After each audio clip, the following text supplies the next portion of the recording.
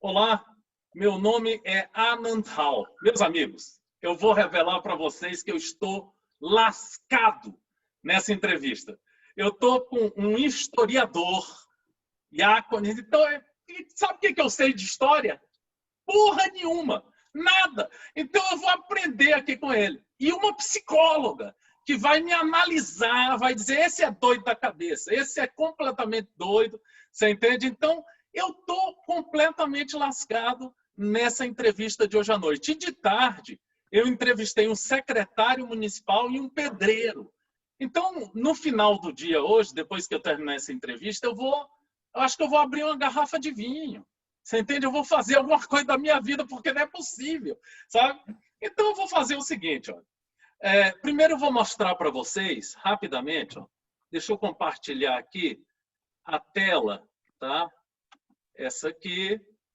O Cultura Alternativa é um portal de notícias que tem a página principal, aborda questões de turismo geral. Aqui no geral entra muita coisa, literatura, música, artes cênicas, artes plásticas e contatos. Se você digitar Cultura Alternativa no Google, hoje foram 241 milhões de resultados. Nós somos número 1. E se você digitar TV Cultura Alternativa no Google, foram 105 milhões de resultados hoje. Nós somos número 1. Vou interromper o compartilhamento para o primeiro tema que você já conhece, né? Você que assiste minhas entrevistas, é a apresentação. Então eu marco 2 minutos, já combinei com a Samira e com o Iacones, que ia marcar 2 minutos por resposta. Eu tenho vários livros publicados na área de poesias, contos, crônicas, agora estou escrevendo um romance, mas não publico mais livros. Agora o meu negócio é só em PDF ou em EPUB. Eu não publico mais livros. É para vender sempre pela internet. A outra coisa, sou músico, então tenho vários CDs lançados há anos, 42 anos militando na arte e cultura. Então, CD pra caramba aí sendo vendido na internet.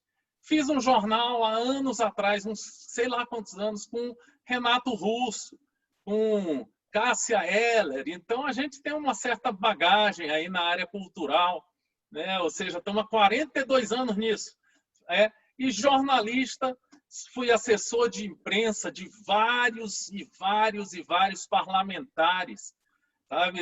Enfim, senadores da República, moro em Brasília. Jornalismo, nós estamos com esse portal de notícias há 10 anos, eu e a Agnes Adusumilli, que é jornalista, e minha esposa. Então, a gente está a 1000 por hora. E no ano passado, depois de um estresse fenomenal, eu consegui me aposentar. Então, eu estou me dedicando integralmente ao jornalismo, à música, à literatura. Estou no momento mais feliz da minha vida, né? Porque eu tive que assessorar parlamentares minha vida toda, de esquerda, de direita, de cima, de baixo, de meio, de centro, daqui, dali. E aí deu. Eu acho que deu. Eu nem leio sobre política atualmente, mas quer dizer, é claro que eu leio um pouco. Então, eu vou passar a palavra, falei 2 minutos, para Samira Garcia, para que ela possa se apresentar. Aí você, que não é psicólogo, você analisa ela falando de si, se ela é narcisista, se ela é... Enfim, vamos ver o que ela vai falar. Eu não sou psicólogo, eu vou viajar na resposta dela.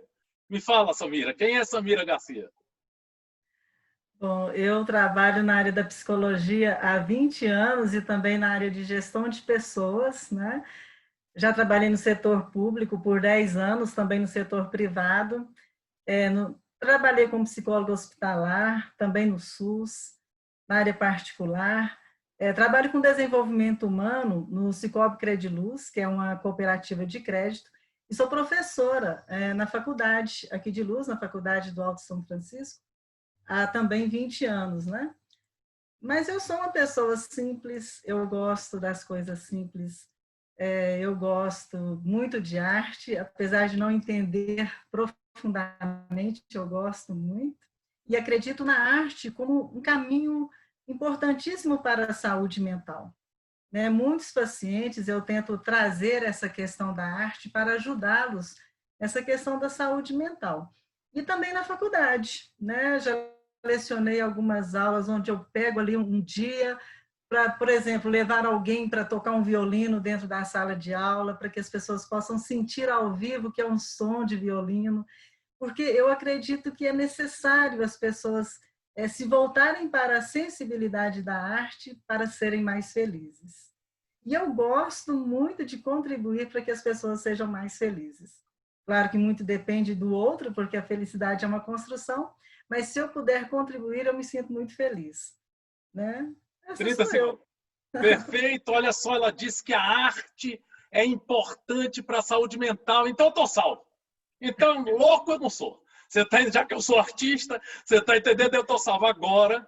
Agora, ó, eu prometo para você da TV Cultura Alternativa que se ele usar um termo que a gente não entenda nada do termo que ele usou, eu vou pedir para ele explicar para a gente entender tudo. Então vamos ver o senhor Iácone Batista Vargas. Iácones Batista Vargas, que é o seguinte, vou contar logo uma fofoca na hora para você. Ele falou assim, antes de começar a gravação, Faraó, é o faraó. Aí eu pensei logo aqui na minha cabeça, por que será que ele está falando? Historiador, meu Deus.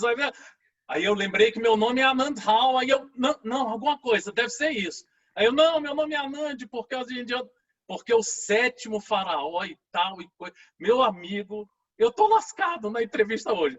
Então vamos lá. Iácones Batista Vargas, tô até nervoso aqui. Quem é você? Olá, Anand Rao, olá, Samira, é um prazer estar aqui com vocês. Essa oportunidade de conversar um pouco sobre a cultura alternativa dos dias de hoje, né? Mas o Iácones é um menino lá de Luz, da cidade de Luz, nascido na rua atrás do Palácio Episcopal, que frequentou o caminho para estudar, passando em frente à Catedral de Luz, e tomou gosto pela história daquele lugar chamado Aterrado de Nossa Senhora da Luz, aquela terra vermelha tão gostosa que nós temos tanta saudade. Hoje estamos completando aí 160 dias sem pisar na nossa terrinha devido à pandemia. Apesar de ser de Luz, moro aqui em Belo Horizonte, sou servidor público estadual, da Justiça Estadual, há 16 anos, e não diria que sou historiador, como você disse aí no início, mas um pesquisador da história e da genealogia da cidade de Luz e da região. A genealogia, que é essa ciência que estuda as origens da pessoa, suas raízes familiares. E a genealogia nos dá um gosto muito grande, porque nas pesquisas a gente acaba encontrando pessoas de uma mesma família que estão distantes e promovemos esses encontros, esses elos, e ali se encontram emoções, afetos, são reatados laços familiares que estavam perdidos há quase século. Isso é muito interessante, muito bonito. Então, esse trabalho que a gente faz na área da genealogia e da área da história, principalmente da região da Cidade de Luz e do Centro-Oeste Mineiro, é que nos trouxe, talvez, até aqui hoje, para esse bate-papo tão agradável, espero ser com vocês. Olha só que maravilha! Você sabe que ele me caçou a palavra, porque eu ia perguntar o que é genealogia. Você entende? Aí ele me caçou a palavra, já explicou de antemão. Então eu queria... O primeiro tema que eu vou conversar com vocês é o seguinte. História é importante ou não? Eu marco meu tempo. Eu acho fundamental na composição musical que eu faço. Eu tenho que conhecer a música brasileira. Eu escutei vários movimentos da música brasileira. Na poesia que eu escrevo, eu li vários poetas de diversos momentos da literatura do Brasil. Mas existe um filósofo que se chama eu não sei o primeiro nome dele, eu sei que ele é Bauman, que diz que o mundo hoje é líquido. Líquido. Ou seja, às vezes você manda uma mensagem, eu mando uma mensagem para minha mulher, que tem 5 linhas.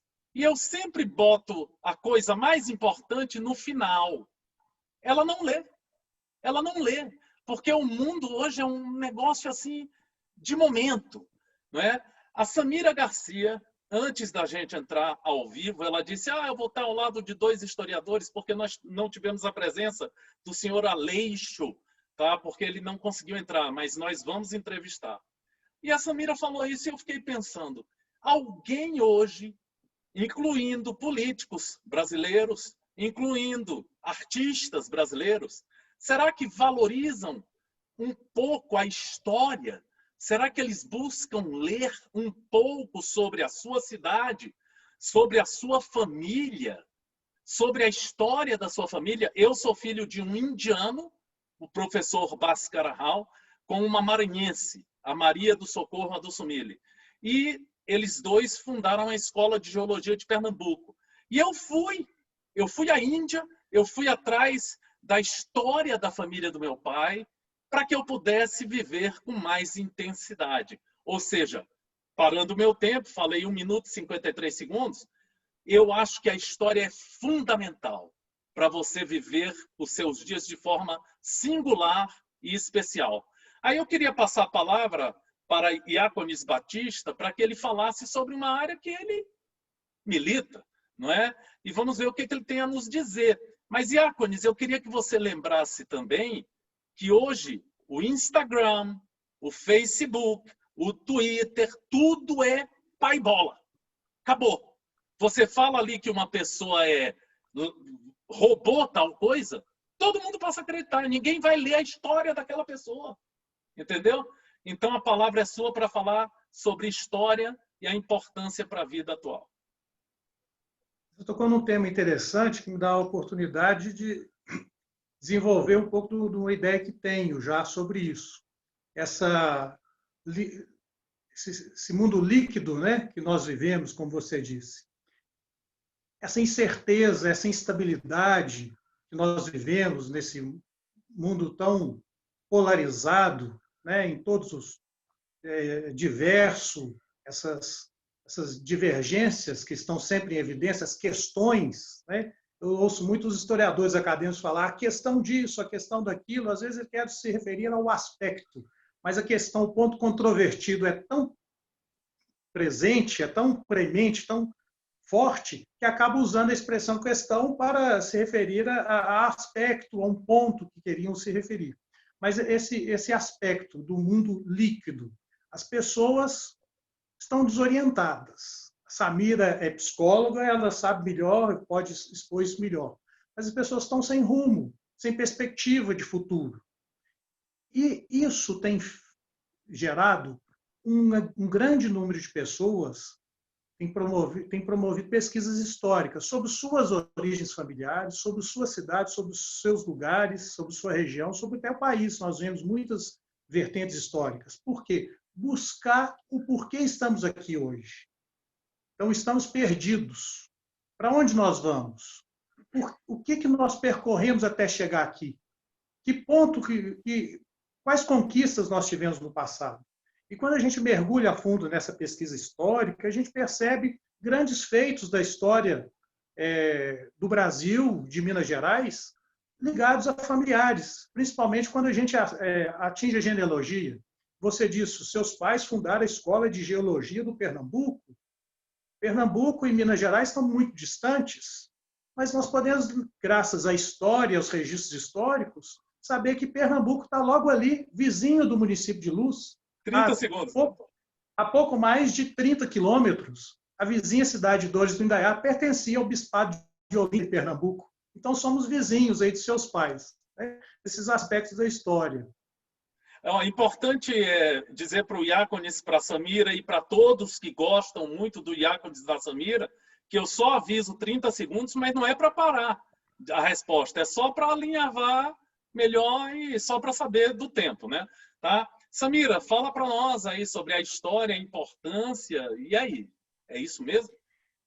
À medida que vocês foram colocando, eu pensei logo na história de vida, né? Todos nós temos uma história de vida e é fundamental que a gente aprenda a gostar da nossa história de vida.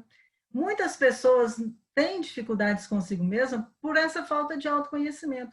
Mas, na verdade, o que é a nossa história de vida? É a nossa referência.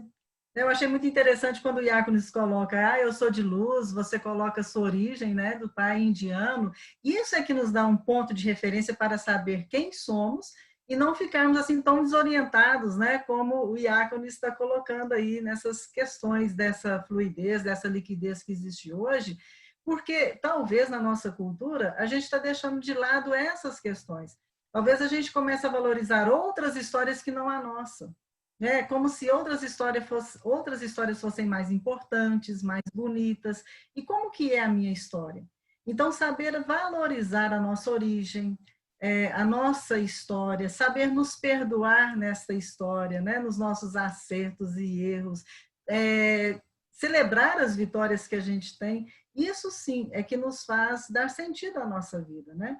E é claro que a história, de uma maneira mais ampla também, como vocês estão colocando, ela é fundamental. Se eu penso nos políticos, que esquecem a nossa história e vai deixando de lado isso, o que vai ficando, né? Vai ficando o quê? Talvez essas questões individualistas, né?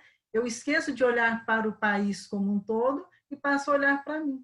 Eu quero só para mim. Então, eu acho que são resgates que devem ser feitos, por exemplo, na educação. Eu vejo a educação muitas vezes assim, a aula de história, né? A aula de... E que importância isso tem na nossa vida? É necessário fazer com que as pessoas sintam essa importância. Na área da educação... 30 segundos, tá? Uma ocasião que a gente vai trabalhar as questões de valores, por exemplo, as pessoas acham que é uma aula de descanso. Então, é como se eles não conseguissem conectar, olha, a minha história de vida faz construir a história da minha cidade, do meu estado, do meu país. Mesmo que eu não assuma um cargo de muita importância. Mas eu tenho uma importância nessa construção. Então, a história também é fundamental. Perfeito. Gente... Agora o tema é o seguinte. Né? O tema agora é o seguinte. Nosso astral no mundo atual. Me aposentei em setembro e programei com a Agnes que a nossa editoria de turismo ia ser incrementada. Nós íamos viajar 9 meses esse ano. Pela Europa, Estados Unidos, Ásia. Acabou. Acabou. Nosso astral no mundo atual. Eu fiquei deprimido durante 4 a 5 dias e, de repente, eu descobri as entrevistas e comecei a conhecer um monte de gente. Eu recebi hoje, e quero agradecer de público a dona Cândida por ter me proporcionado 2 entrevistados hoje, e o segundo, a Cássia Carini. E ela mandou para mim um bolo. E eu recebi aqui. Então, hoje eu tenho amigos em Lagoa da Prata e passo a ter amigos a partir de hoje em Luz e também em Belo Horizonte por causa deste momento diferenciado. Então, você que está sem astral, que está solitário, que está depressivo, existem diversos caminhos para você agir. Eu vou fazer aniversário em setembro e eu pretendo fazer vários encontros no Zoom com meus amigos de Lagoa da Prata, você entende? Vou convidar as pessoas para a gente fazer uma verdadeira farra bebendo vinho pelo Zoom, você entende? E eu acho que o astral, o seu astral, você é quem faz. Lancei esse tema porque nós temos uma pessoa que mexe na área da genealogia, história, e pode explicar outros momentos que nós tivemos pandemia, eu não sei, e também uma psicóloga. Não é? Então, eu acho que o momento é deste tema, o astral no mundo atual, e passo a palavra, obviamente, primeiro para a Samira, para que ela possa dizer, porque eu tive realmente alguns momentos depressivos, mas como eu sou violonista, escritor, jornalista, meu amigo, eu estou hoje numa farra danada, sabe? Samira. Bom, é claro que cada pessoa está vivendo isso de uma forma, né? A partir do seu próprio contexto. Mas eu acredito que o caminho é esse mesmo. Inicialmente é um susto, né? É uma mudança de vida, é uma mudança de perspectivas, e agora é um encontro consigo mesmo de alguma forma. Então, o que é que cada um pode se permitir? Então, quando você diz que está se permitindo tudo isso, eu lembrei que eu estou me permitindo outras coisas também, que eu não fazia, né? E eu estou me permitindo. Então, assim, podemos sair daqui realmente pessoas melhores ou não, vai depender de cada um. Mas eu vejo que é um momento de internalização. de reflexões mesmo, né? Quem eu sou, eu consigo conviver comigo? Porque tem isso também, né? Muitas pessoas se refugiam numa agitação enorme do trabalho, lazer, etc., e não conseguem estar consigo. Quantas pessoas chegam no dia de domingo, por exemplo, se sente mal? Porque é um momento que às vezes vai estar mais consigo. Então, estar consigo é uma grande e importantíssima descoberta. E a gente descobre coisas assim da gente mesmo, né? E às vezes já estava lá atrás, que você já tinha esquecido, ou que você nem sabia que possuía, por exemplo, alguns dons, né? Então, assim, eu vejo como um momento que pode ser tirado como bastante proveitoso. E como eu falei aqui para vocês em algum momento que a felicidade é um processo de construção, é um processo que começa a ser construído dentro de nós, não fora de nós. Quantas pessoas não são felizes porque está lá fora, né? Então está no mundo lá fora, está nas pessoas lá fora. E não, ser feliz começa dentro da gente. Quantas pessoas transferem essa responsabilidade para o cônjuge, para os amigos, para o emprego, e acaba sendo muitas vezes frustrado. Então eu 30 vejo, segundos. por que não fazer desse momento uma descoberta dessa construção interna, né? Eu posso ser feliz? Quem eu sou? O que eu posso fazer por mim mesmo? E eu acho que tem muitos caminhos que a gente pode encontrar. Mestre Ácones, fale aí para nós. Quando eu crescer, eu quero falar bonito igual a Samira. Nada a ver, Iacones. Você fala melhor, melhor. Mas a Samira dizia no primeiro tema, eu fiquei aqui pensando que a história talvez seja a psicanálise da sociedade, né? Tem essa contribuição de fazer a análise do que passou, né? Corrigir os erros para construir um futuro melhor, né? Como diz aí o nosso bispo, Dom Aristeu aí de Luz, né? E nos ensinou muito, celebrando 100 anos da Diocese de Luz há 2 anos. E ele sempre disse, nós estamos celebrando com 2 olhares, um olhar no retrovisor, celebrando as glórias do passado, mas um olhar bem à frente do para-brisa para construir um novo centenário de luz. Então, a história nos ajuda a avançar por esses caminhos. Mas as pandemias que já existiram, né? Samira abordou bem essa situação de hoje. Eu vou ficar triste aqui, trancado dentro de casa, eu vou me ocupar, eu vou me conhecer, eu vou conviver mais comigo, eu vou construir, né, esse estado de felicidade, né, me conhecendo e vivendo melhor comigo mesmo. E, pelo que o Arnaldo disse das outras pandemias, nós tivemos a gripe espanhola em 1920, 1919, 1920, que arrasou com várias localidades. Luz não escapou. Nós tivemos várias mortes de espanhola, com H ainda, como estão nos registros de sepultamento, né? Mas naquela época, que era uma época triste, de pandemia, de tristeza, o que nós tínhamos ali? Todo mundo estava unido, alegre, festejando a criação da Diocese de Luz, construindo um palácio episcopal, construindo a catedral, fundando uma banda de música em pleno 1919, lá no Arraial do Aterrado. Então, as pessoas não se deixaram, né, levar pela tristeza da pandemia, das mortes, deram a volta por cima, trouxeram alegria para o lugar, com seus instrumentos, com as suas músicas. Porque imagine só, um lugar que tinha 2 quarteirões, 3 ruas, com 2 quarteirões. Não tinha nenhuma programação cultural, nenhum divertimento. Vem a espanhola, o que eles fazem? Criam uma banda de música e levam alegria para a vida das pessoas. Então, depende muito da gente, né? Como conviver com esses desafios que o mundo nos impõe. Podemos sair por cima. Perfeito. Eu queria agora lançar um tema, que é um tema recorrente na mídia tradicional, e eu vou dar minha opinião, cada um dá a sua opinião, que é política e economia. Política e economia. Eu conheci vários políticos na minha vida e eu descobri o seguinte, nem todo político é corrupto. Não existe isso. Você entende? Se você lê um pouco sobre o candidato que você vai votar, você vai descobrir uma história, às vezes, espetacular. Você entende? E, às vezes, ele solitariamente, no caso do deputado, ele não consegue aprovar um projeto de lei maravilhoso porque são quase 600. Então, lá no caso do Senado, melhora um pouco. Então, eu queria dizer para você que eu não acho que todo político é corrupto e que eu acho que você tem que ler sobre o político que você admirar, um pouco sobre a história dele, a plataforma dele e tal. A questão econômica, eu acho que você também tem que estar atento. Uma coisa é a sua casa, que você está vendo a sua situação. Se você for funcionário público, você está numa situação X. Se você for funcionário da área privada, tem outra situação. Se você for uma pessoa que vende sanduíches, você tem uma outra situação. Então, você tem que avaliar a sua situação.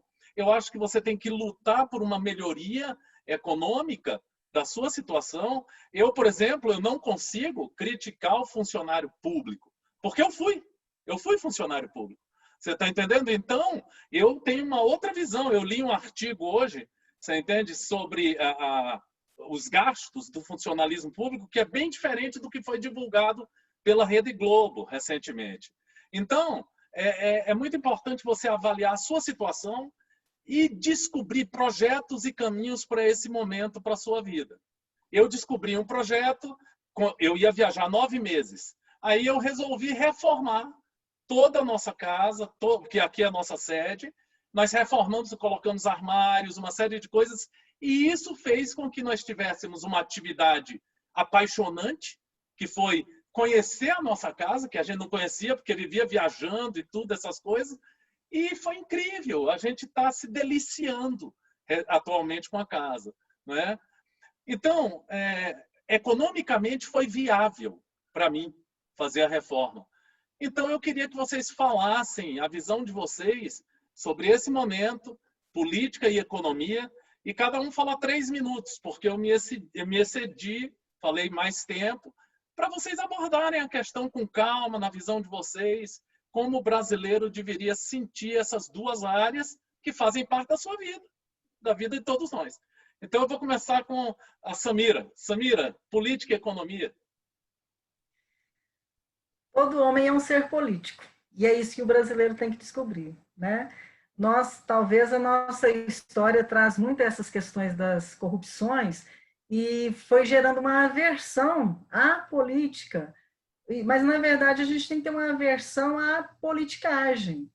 Eu tenho uma aversão à corrupção. Isso me deixa indignada, né? E eu acho bom que eu ainda consigo ficar indignada. Mas a política não. A política é necessária, né? É através da política que nós podemos realizar muitos feitos necessários a uma nação. Então, eu acredito que é necessário a gente resgatar esse valor em nós brasileiros, para que a gente possa entender que através da política nós podemos construir uma nação melhor, né? E acho que é difícil a gente fazer essa distinção. Não tem político corrupto, não tem, mas por que eles não têm força, né? Será que nós também, o povo como um todo, será que a gente está favorecendo o quê? Será que é o nosso país? Ou será que são as minhas convicções particulares, né? E se eu trazer assim a política para a questão da cidade, né? Muitas vezes a gente vê ainda essas disputas pessoais. Ao invés das pessoas discutirem, como você colocou, quem são os candidatos?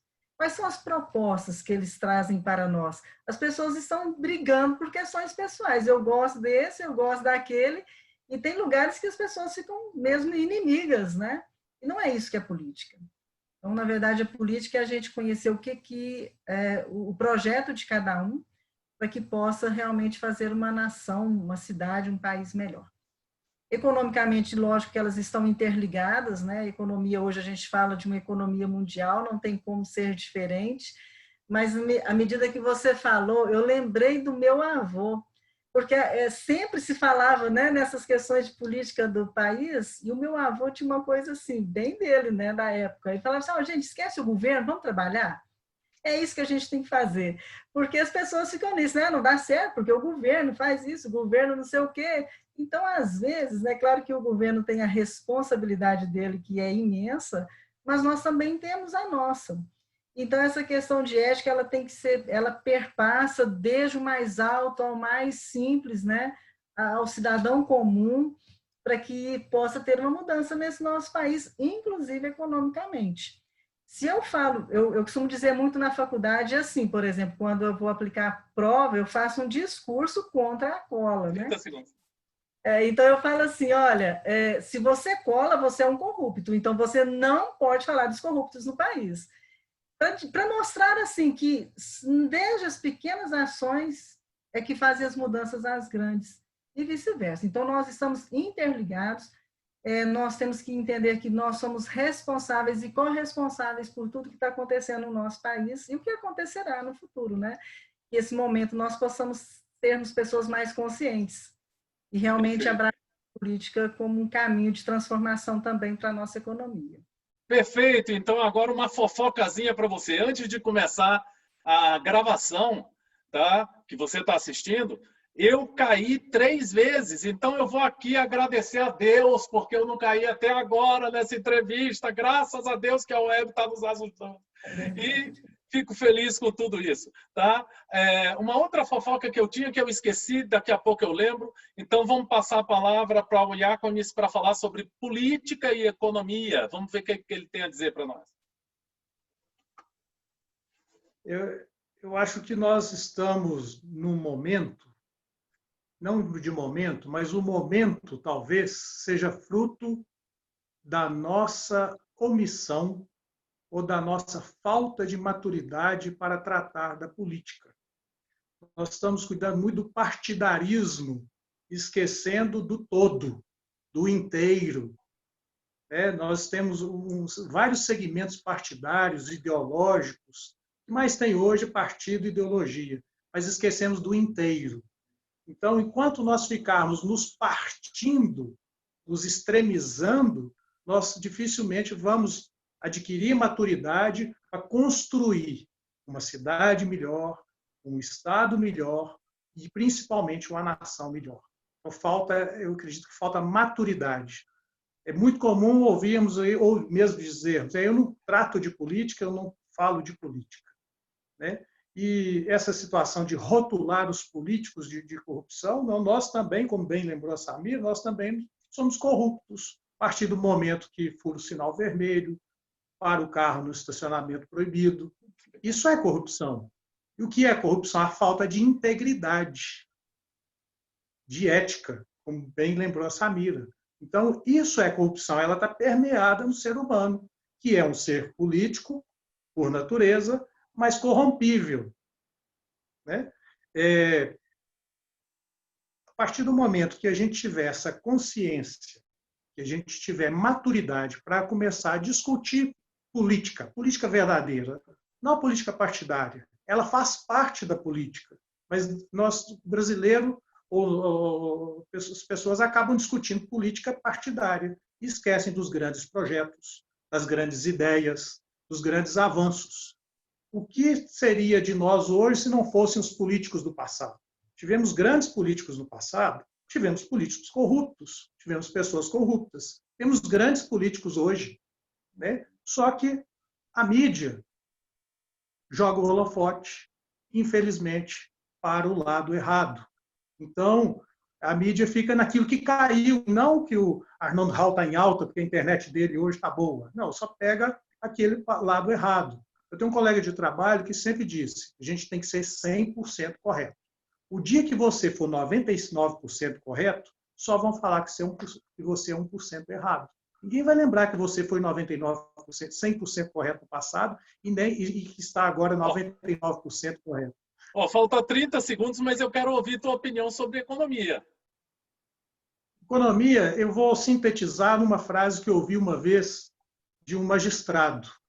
Ele era do Rio de Janeiro, passou no concurso para magistratura em Minas Gerais. E, certa vez, ele disse que ouviu de um amigo dizer, você vai ser juiz lá em Minas Gerais porque você quer ser rico. Aí ele falou, não, eu vou ser juiz em Minas Gerais porque eu quero ser próspero.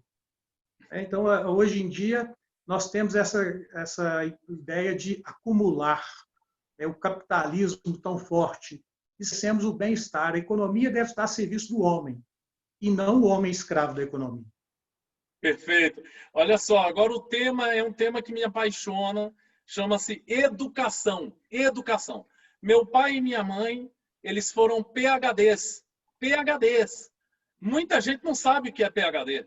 Você entende? Defenderam tese de mestrado e doutorado. Meu pai falava 7 línguas. Você entende? Minha mãe, eu me lembro que uma vez a minha mãe disse: as minhas irmãs não sabem que eu estou defendendo uma tese PhD.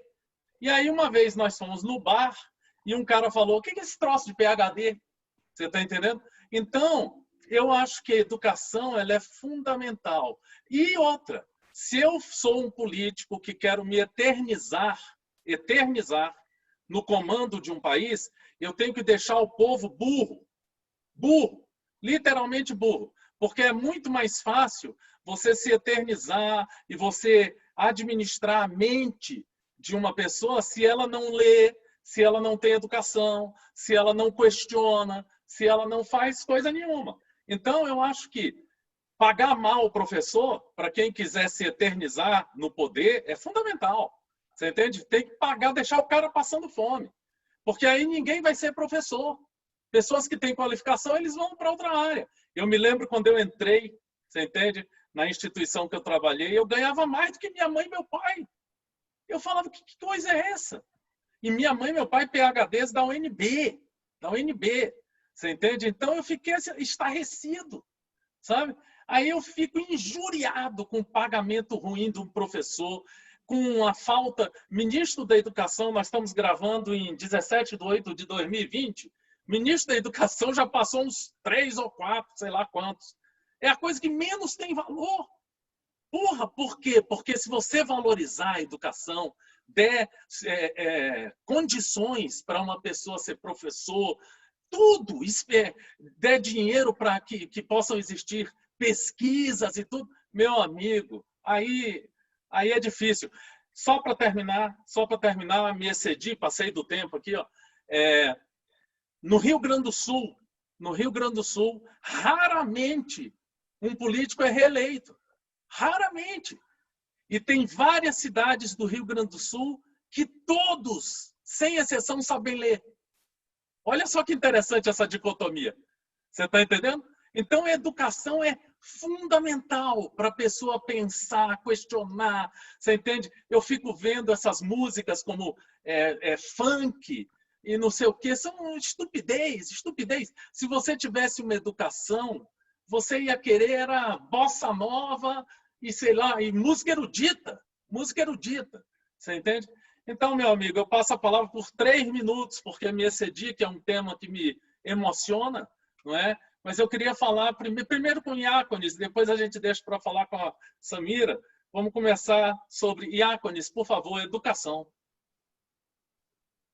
Sem esse processo de aprendizagem, de ensinagem, né, como dizem muito aí os pedagogos ligados ao UNB, né, os colegas do seu pai, essa construção do conhecimento, dificilmente nós vamos conseguir avanços, ou vamos a duras penas, com mais dificuldade.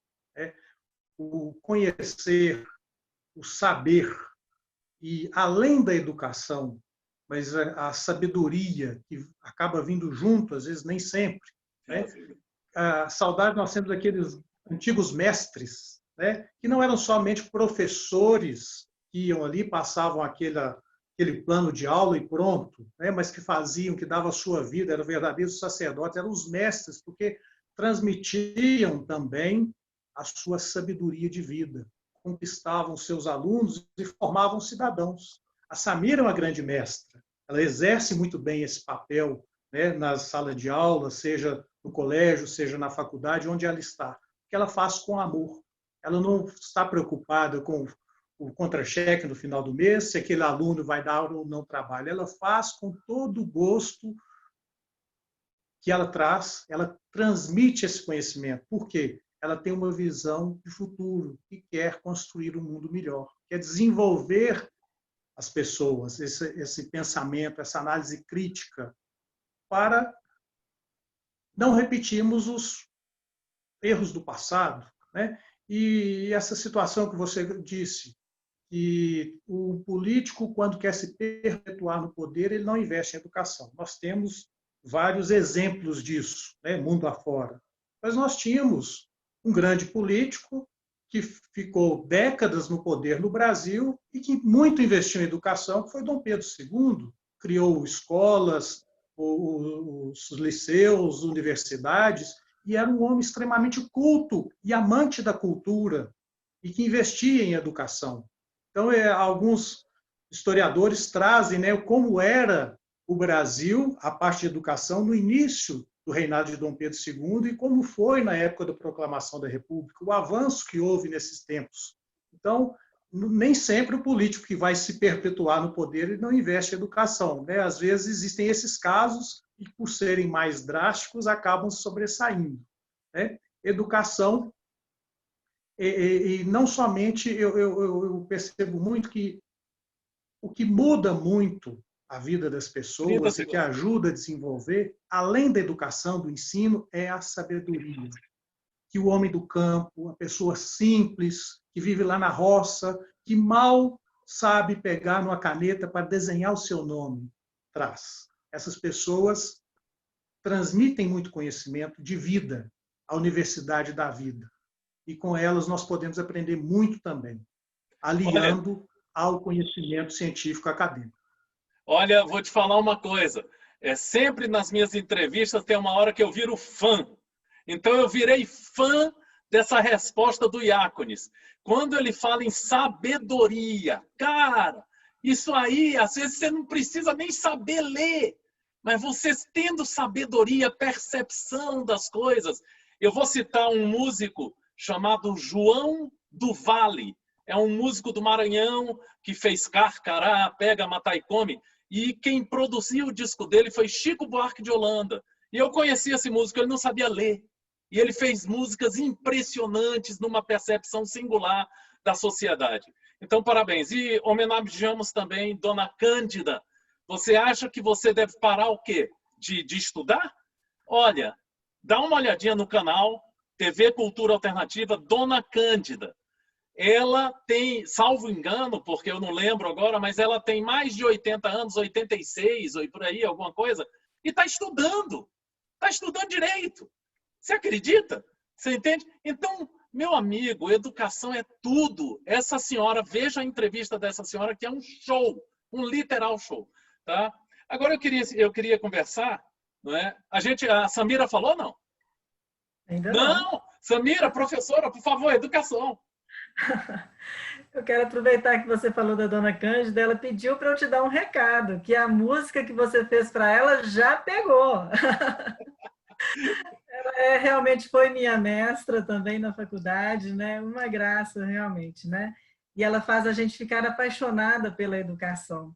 Como aluna dela, eu lembro de várias situações dentro de sala de aula que a gente não esquece, né? Que vai muito além do conteúdo, igual o Iácones colocou.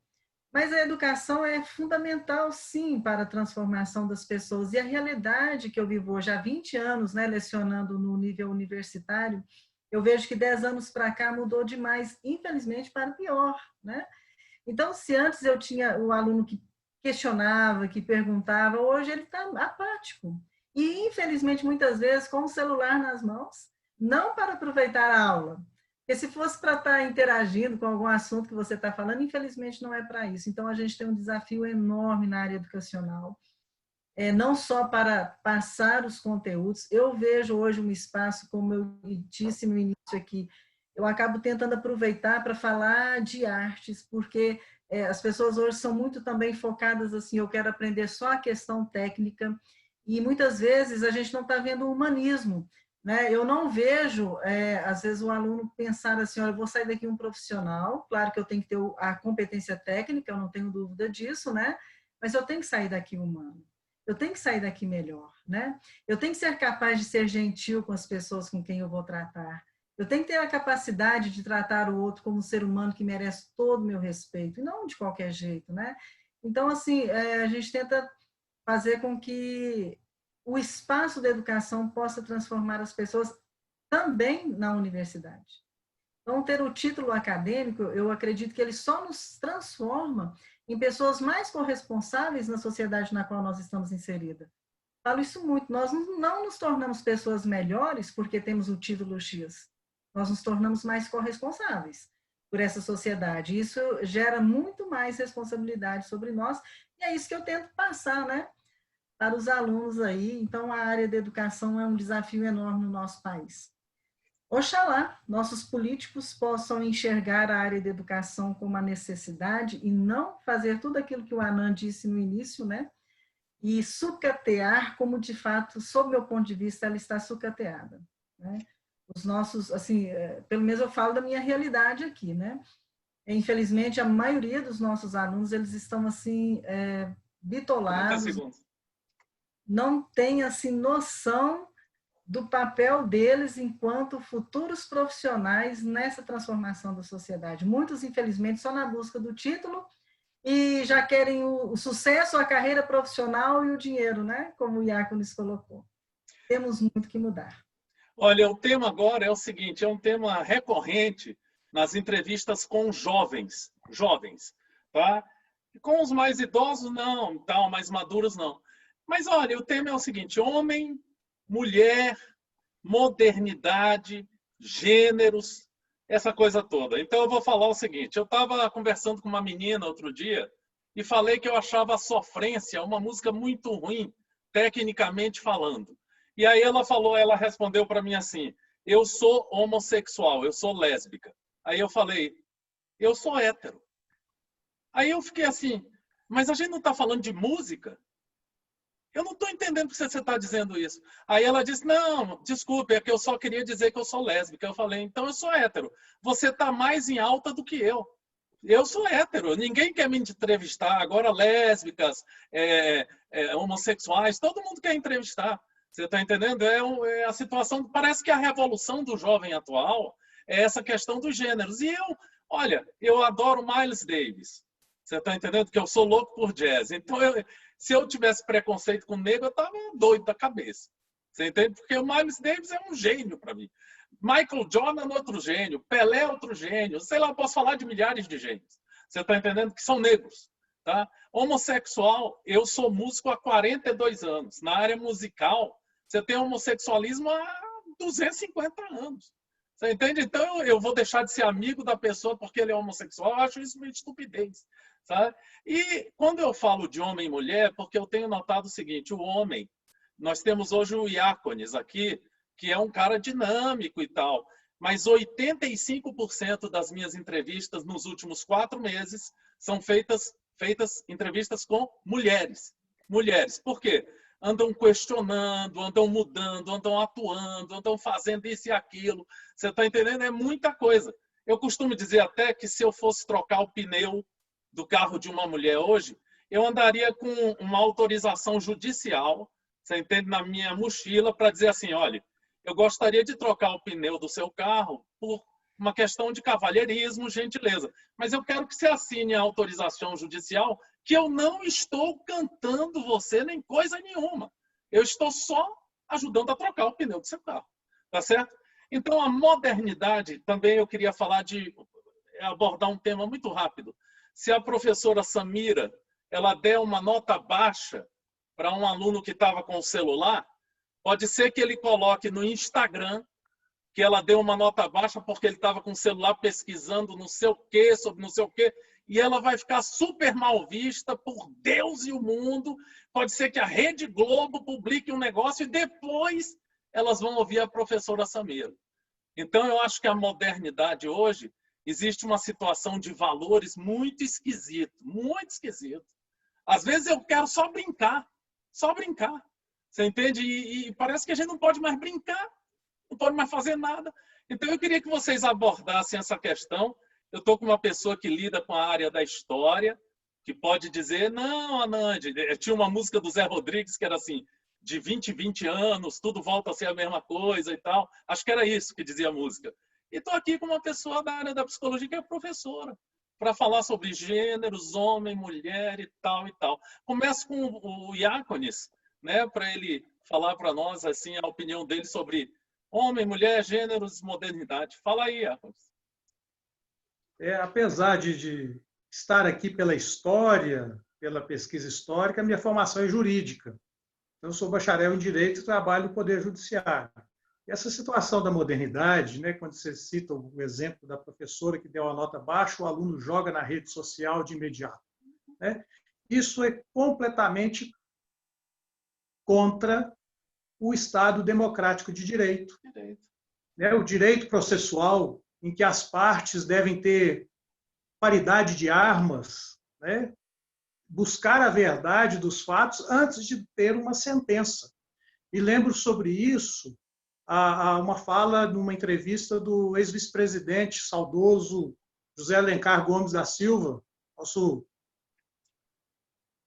co-estaduano, né, aqui de Minas Gerais. Ele dizia, quando estourou o mensalão, aqueles escândalos todos, ele dizia: vocês têm que parar com esse denuncismo, porque quer denunciar, quer atacar. Esquece de, como você disse, né, de conhecer a história da pessoa e saber o fato em si. Né? Vai pela manchete sensacionalista. Né? Nesse sentido, me recordo aqui também de um período de eleição em que os candidatos não tinham tempo de dar a resposta. Você faz elegantemente, propõe o tema, dá o tempo e ouve, não intervém, até que falou, só falta 30 segundos. Há entrevistadores, principalmente em períodos eleitorais, que não ouvem a resposta da pessoa, porque não é aquilo que querem ouvir. Né? A modernidade é essa que nós temos aí, do imediatismo, a pessoa vive no mundo da rede social, então ela não se conhece. Né? Para se conhecer, ela vai ter que deitar lá no divã da Samira, bater altos papos com a sua psicóloga, né? Porque fica postando selfie com biquinho, beijinho no ombro e tudo mais. Né? Hoje eu vou fazer uma selfie disso, daquilo outro. Não vive a sua vida, então vive no mundo virtual. E nós temos o nosso mundo real. Por isso que nós estamos aqui hoje numa reunião eletrônica, online. Não é uma reunião virtual, porque ela existe de fato, com um compromisso de 3 pessoas que querem discutir alguns temas. Então, eu não gosto muito dessa expressão virtual para tratar da tecnologia, né? Mas tem pessoas que vivem no mundo virtual, no mundo do além, que só existe na cabeça dela e na sua rede social. Não existe mais lugar nenhum. Né? A situação homem e mulher, os gêneros, todos são seres humanos. Cada um é feliz do jeito que se acha melhor. Né? Eu sou feliz sendo eu, você é feliz sendo você, Samira é feliz sendo ela. O fato de eu ser diferente de você, ser diferente da Samira, não quer dizer que você ou ela é melhor ou pior do que o outro. Então, cada um no seu quadrado, né? Cada um do seu jeito vive feliz. Né? Então, ainda bem que existe a diversidade. Já pensou se fosse tudo muito igual, tudo muito rotulado, nós não teríamos as cores do arco-íris, não teríamos essa natureza tão maravilhosa que tem no mundo. Né? Tudo é obra e graça de Deus. Né? E uma situação que, como você disse, né? Aquela sua amiga, sua entrevistada, falou, eu sou assim, você é assado.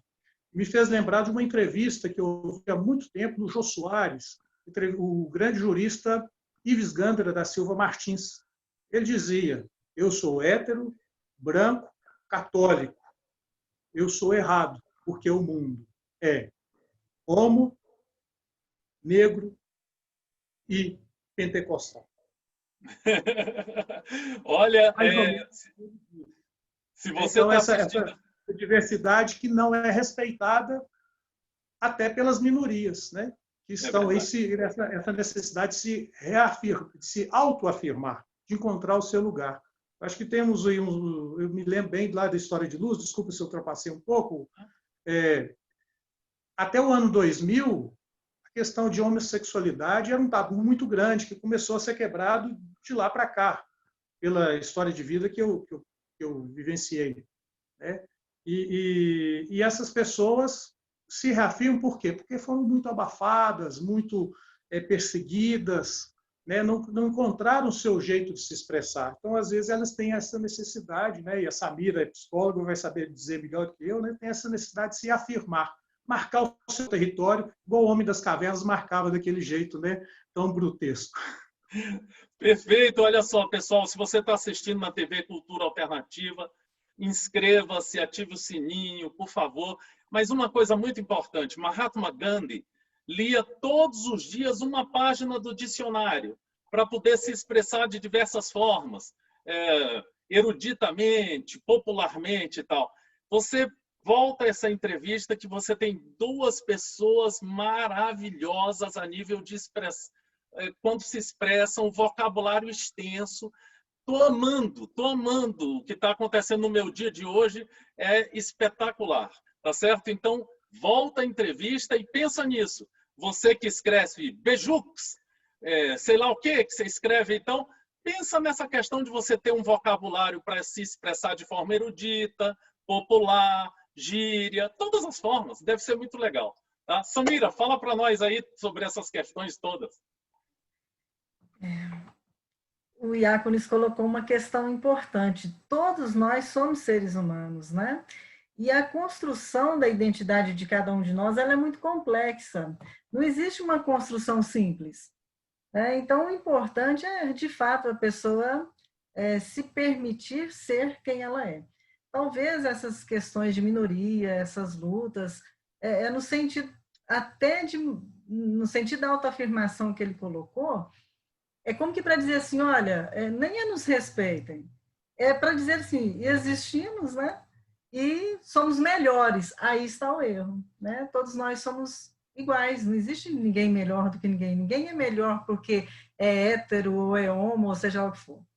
Né? Nós somos seres humanos, nós merecemos ser respeitados na nossa dignidade humana. E eu vejo assim que existe uma essência que é muito similar, né? É verdade, nós somos diferentes. Por exemplo, o homem e a mulher é diferente biologicamente falando. A nossa construção na psique, ela tem aí algumas diferenças também, mas a nossa essência, ela é igual.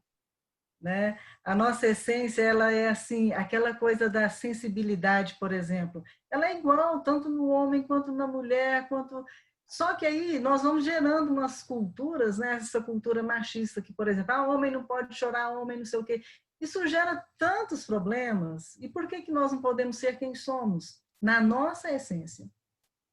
E para se descobrir assim, nessa nossa essência, eu acredito na arte, viu? Falta-nos a arte para aflorar a nossa sensibilidade sem nenhum sentimento de culpa, de pecado, né?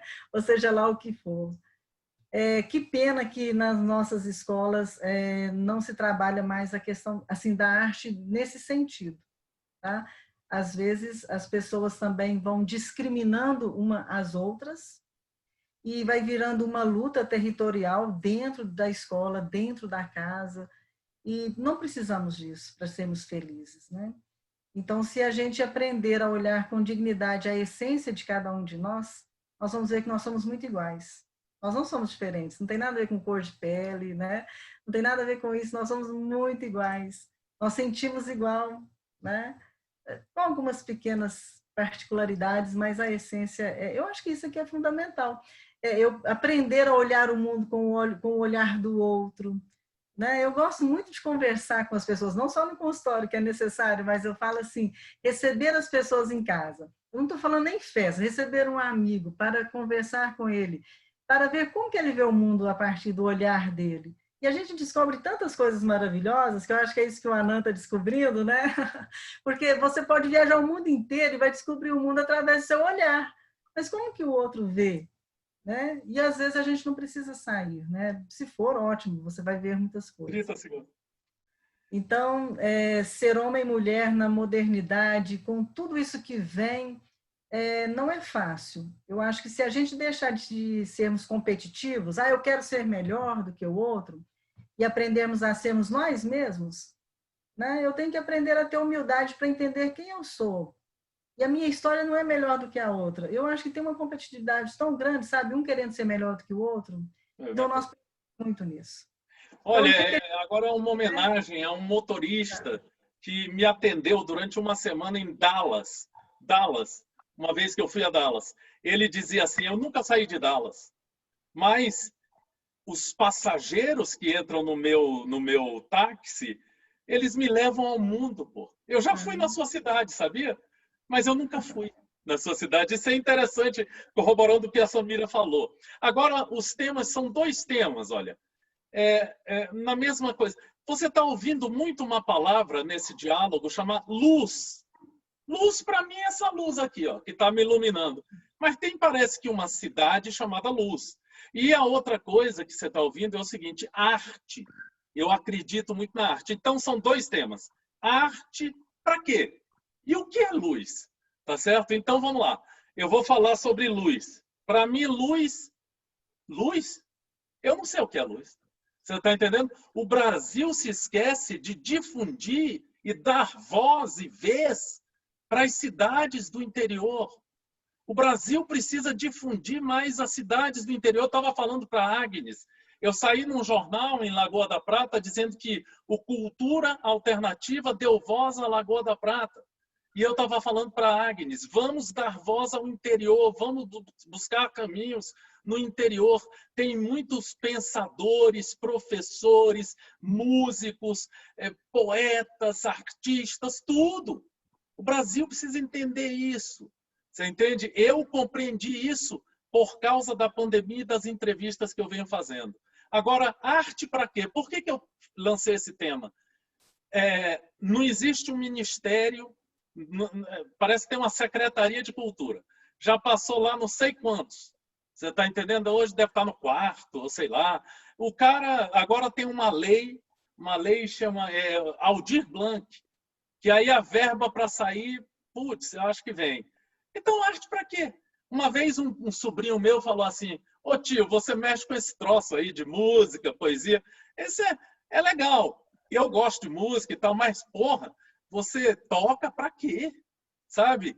Quem toca são pessoas que sabe, eu acho que são menos importantes do que um engenheiro, do que um advogado, do que não sei o que. Aí eu falei assim, tá certo, então. Então, veja bem, na história do mundo você tem vários músicos, vários escritores. Nossa, meu Deus, cara. Eu não consigo falar contigo. Falei para ele. Eu acho que eu sou um idiota. Porque eu sou músico, eu sou escritor e você considerou que eu sou um idiota.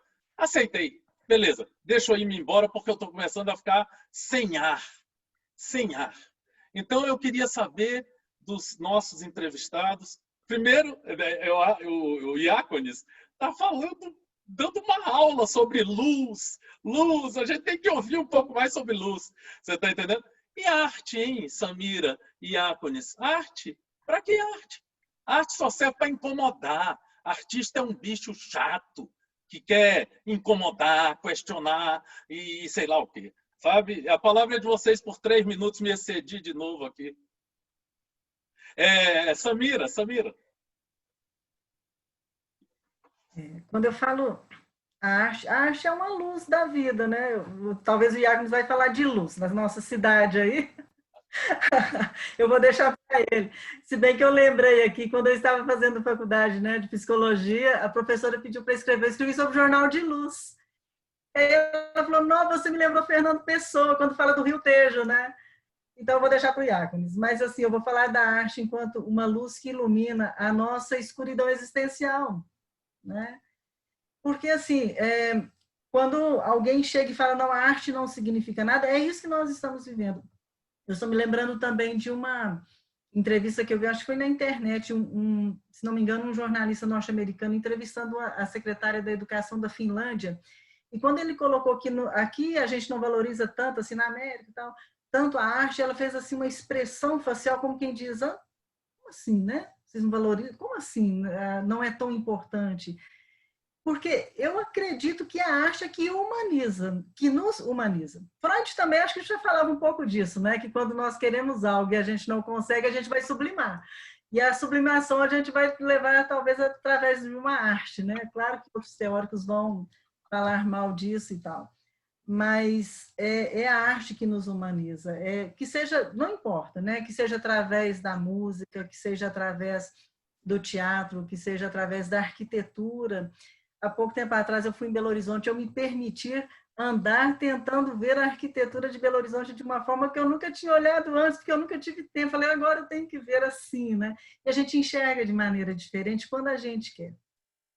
Então, assim, tentar levar isso para as pessoas não é fácil. Eu tento, às vezes, mostrar o quanto que isso é significativo.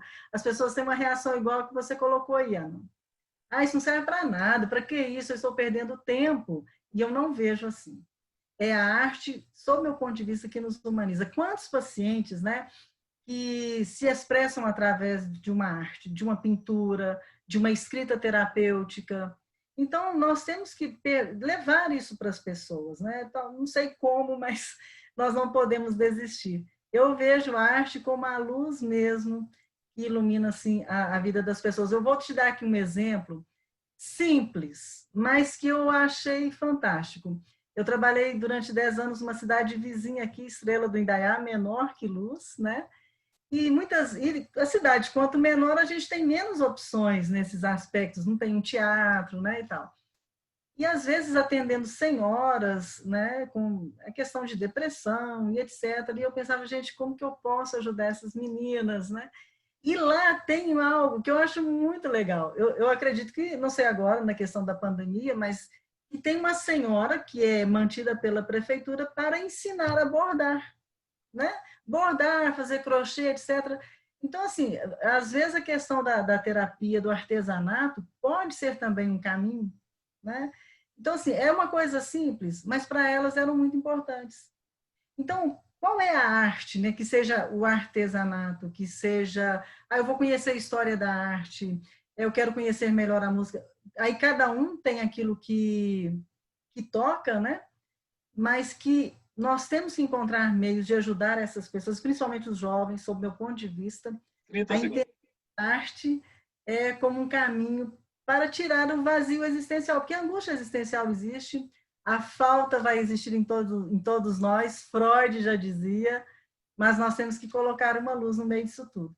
E acredito que a arte, nas suas várias dimensões, é um caminho. Perfeito. Agora, olha, vamos ouvir o Iácones. E, Iácones, você não tem só 3 minutos, tem 4. Eu acho que eu tenho só 2,5, porque eu extrapolei da outra vez. Não, não. Uhum. Mas ouvir você Mas está sendo genial. Samira foi falando de arte, foi estrela do Indaiá, nos bordados, no crochê. Eu lembrei do tear, né? Que tem a mesma composição de letras da palavra arte, né? E é também uma forma de criação, de se expressão, né? Então, a arte é aí essa forma de se expressar, de expressar os seus sentimentos, né? E talvez seja uma herança divina, porque nós somos obra do Criador. E, ao fazer arte, o artista está criando, né, as suas criaturas. É uma extensão da divindade, né? Eu acho que até alguma teologia de São João Paulo II trata da arte, né, como manifestação divina. Mas quando você disse, a Samira me permitiu falar de luz, eu fico muito agradecido. Eu tenho que citar uma frase, e você disse, o que é luz?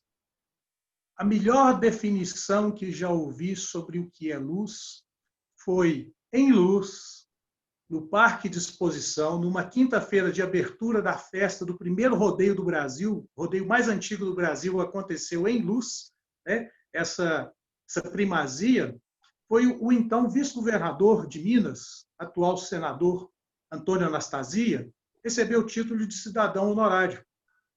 E ele abriu seu discurso dizendo: luz não é apenas uma presença física em contraste à escuridão, é muito mais que isso. Então, eu nunca esqueci essa frase e cito o autor dela, né? Luz não é apenas uma presença física em contraste à escuridão, é muito mais que isso. E é isso que a gente quer para a nossa cidade de luz.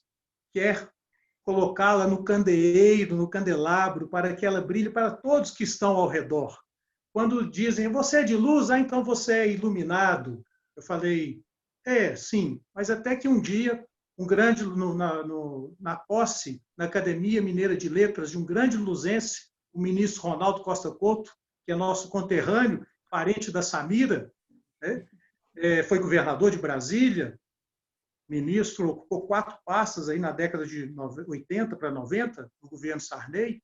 Então, é uma das luzes de luz, o ministro Costa Couto.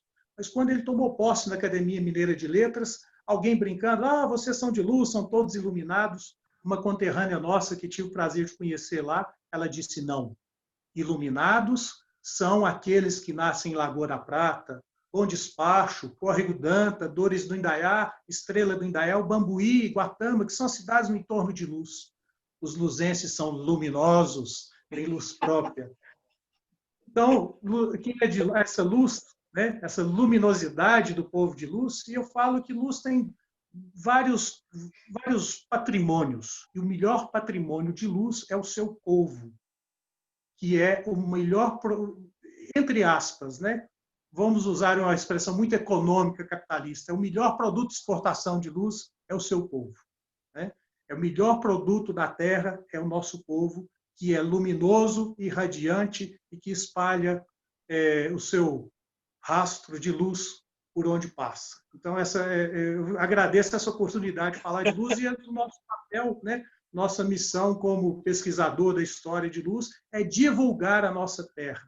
Como dizia, aí vou pedir licença para citar os versos do Major João Alves Corvozinho Filho, que foi um poeta pitanguiense que viveu em Luz na década de 20 até a década de 1940.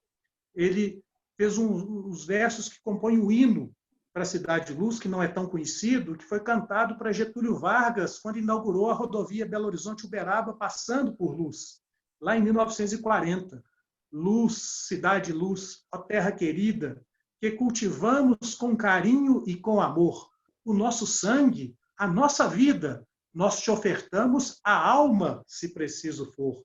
Cidade luz, que estremecemos sempre com calor. Cidade luz, cidade de luz, nós queremos exaltar o teu valor. Perfeito, que maravilha. Olha só, gente, pelo amor de Deus, eu estou tendo uma aula aqui com duas pessoas de vida, de posicionamento, de respeito. A gente se respeitou integralmente. É uma delícia esse bate-papo. Volta ao vídeo, volta ao vídeo. Vai conferir, são pessoas que falaram muitas coisas, mas que o nosso tempo passou. Então eu vou agora me despedir, 3 minutos para cada pessoa. Eu vou dizer o seguinte: obrigado, dona Cândida, pela senhora ter indicado pessoas que estão aqui. Obrigado, Cássia. Obrigado a Lagoa da Prata, que até outro dia eu fui editorial do Jornal da Luz, Jornal de Luz e tal. Muito obrigado, dona Cândida. Obrigado ao Brasil por ter pessoas. Você costuma dizer que Belém do Pará e Porto Alegre é que tem pessoas apaixonadas pela sua terra? Não, não. A gente precisa difundir mais a terra brasileira. Então, nós temos uma pessoa que mora em Belo Horizonte aqui nessa conversa, que é divino quando fala de luz, fala da história, fala versos para a Cidade de Luz. Então é preciso a gente redescobrir o Brasil. O Brasil tem muita coisa bonita.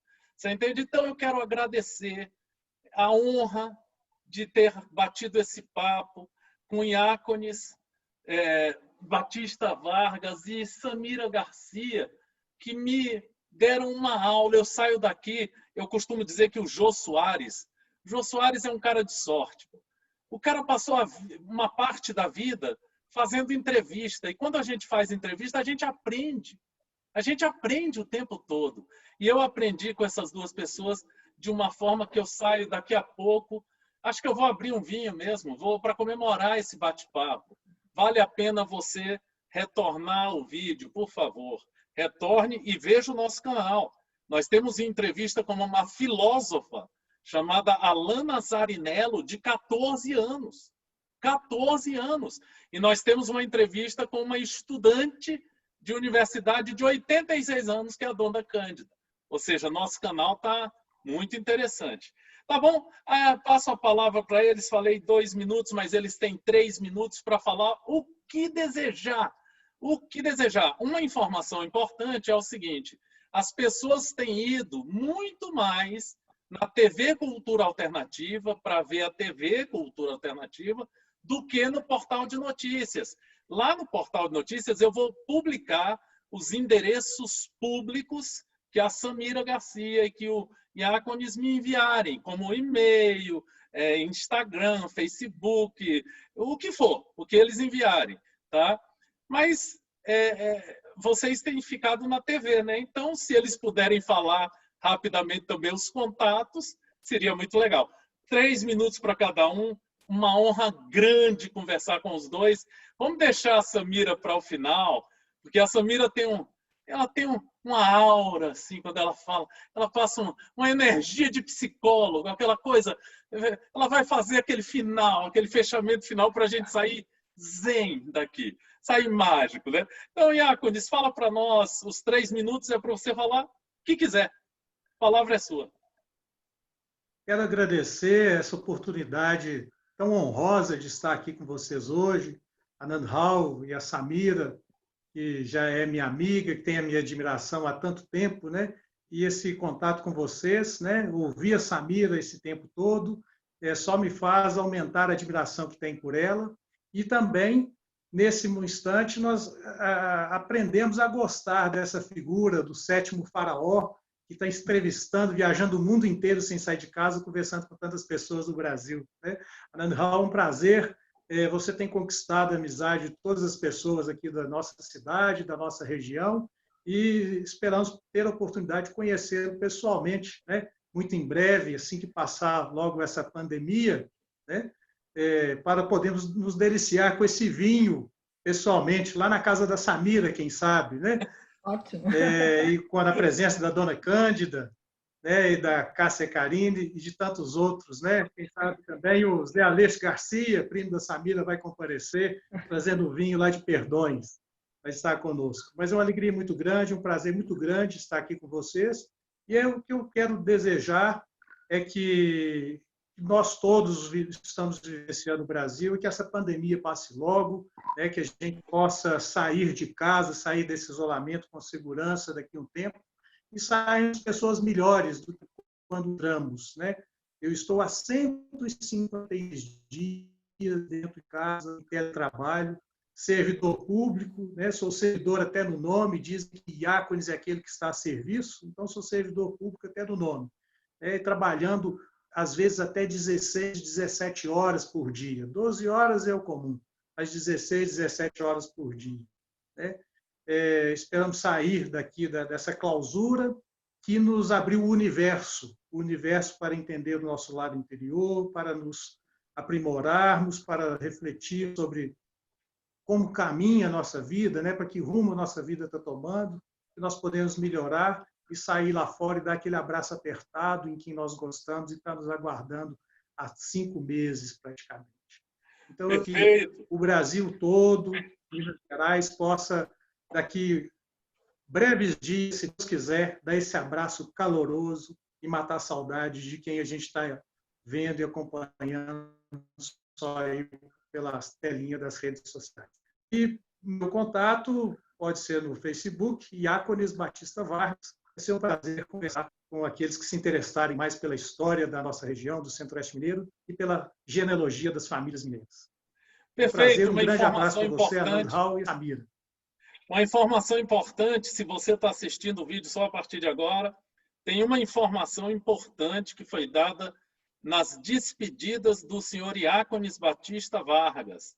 Ele disse, para você que acha que o funcionário público brasileiro não faz nada, ele disse que está trabalhando 16, 17 horas por dia. Esse depoimento é extremamente importante e deveria ser mais difundido por veículos nacionais do Brasil que fazem questão de desqualificar o funcionalismo público brasileiro. Eu acho que vale a pena você curtir os depoimentos do senhor Iaconis, que são muito legais. Tá? Samira, a palavra é tua, Samira. Agora você vai deixar a gente zen, maravilhoso.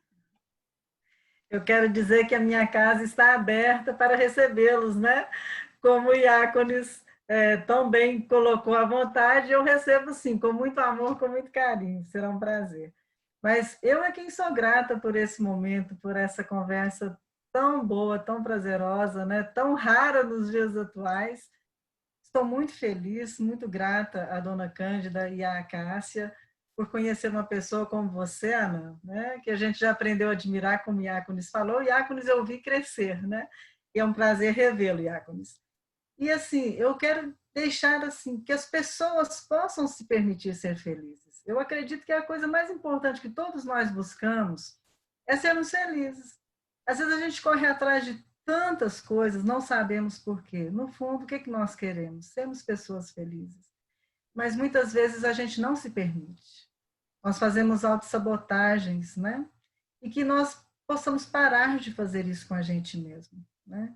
Que a gente possa ter a coragem de nos acolher, de nos perdoar.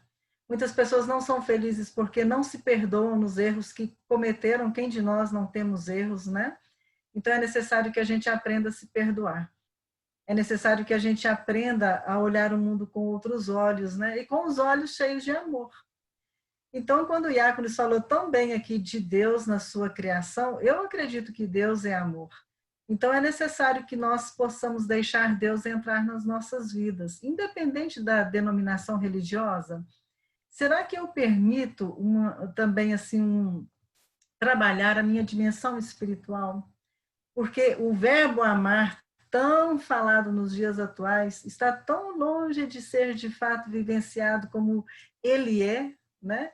E para mim, a melhor definição de amor está em 1 Coríntios capítulo 13. Né? Então, ali o amor tudo suporta, tudo espera, tudo crê, não entrando em questões de direito, né? Mas eu quero dizer assim que quando amamos e quando nos permitimos amar e sermos amados, nós nos permitimos sermos pessoas mais felizes. Não existe a felicidade longe do amor.